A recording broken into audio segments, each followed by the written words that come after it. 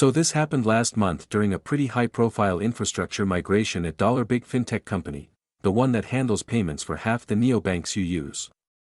We're in the war room, 3 a.m., Red Bull corpses everywhere, 6 different bridge lines open, the usual controlled chaos.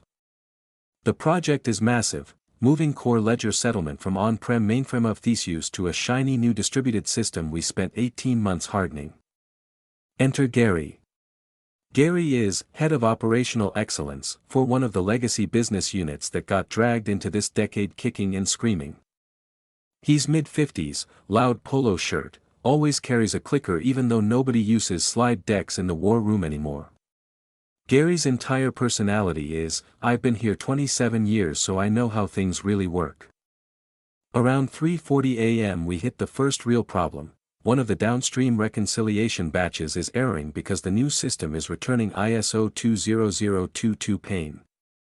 001 messages with PMTNF blocks structured slightly differently than the 15-year-old COBOL parser on the other end expects. Not a bug, just stricter schema validation we deliberately turned on. The fix is straightforward.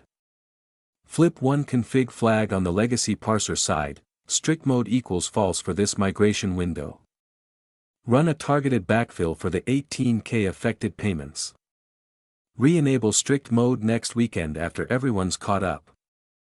I'm literally typing the change request into ServiceNow when Gary, who has been mostly lurking and sighing dramatically, suddenly stands up like he's about to deliver the Gettysburg Address. Gary, hold on. Hold on. We are not turning off validation on a production feed. That is a material control weakness. I'm not authorizing this. Me, without looking up from the screen, it's not being turned off permanently.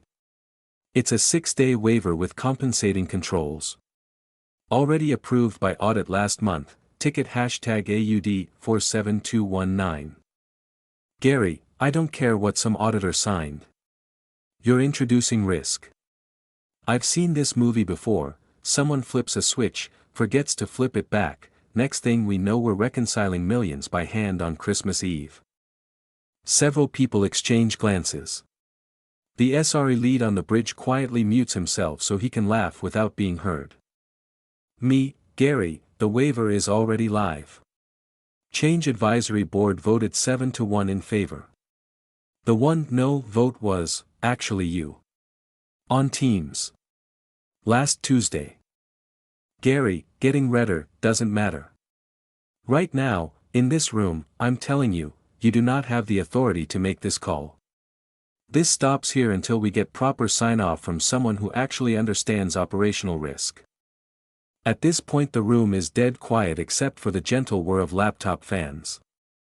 I finally look up, take my headphones off very slowly, and just say, calm, almost friendly. Gary, you realize I'm the one who wrote the original ISO 20022 migration playbook for this company, right? Gary blinks. Me, page 47, section 4.2.3, temporary relaxation of strict schema enforcement during cutover window, maximum 10 business days, compensating control, downstream duplicate detection plus manual sampling. That's my signature on the document. Version 3.1. You liked it so much you copy-pasted half of it into your Operational Excellence Guidelines v 2024 deck. The one with the green cover and the stock photo of a guy holding a shield. Gary opens his mouth, closes it. Me, you quoted my own sentence in a risk committee meeting 3 weeks ago. Word for word. I've got the recording if you want to hear it again. Long silence. Gary, quietly, I'm going to need to review that waiver again. Me, no you're not. You're going to go get some air, because you just tried to flex policy on the person who literally wrote the exception process you're standing on. And right now you're burning bridge goodwill at a rate of about $14,000 per minute. He sat down. Very slowly. The SRE lead unmuted just long enough to whisper, chef's kiss, into the bridge before muting again. We flipped the flag, ran the backfill, payments cleared by 5:12 a.m., nobody lost any money, and Gary has not spoken directly to me since. Moral of the story? Sometimes the quiet person in the hoodie isn't Junior. Sometimes they just got tired of explaining the same 47-page document they wrote 6 years ago, for the 8th time. Anyone else have a "you have no power here" moment where the other person found out exactly how wrong they were? Grinning face with smiling eyes. TLDR, loud legacy manager tries to veto my own change process, discovers I wrote the process, goes quiet for the rest of the migration.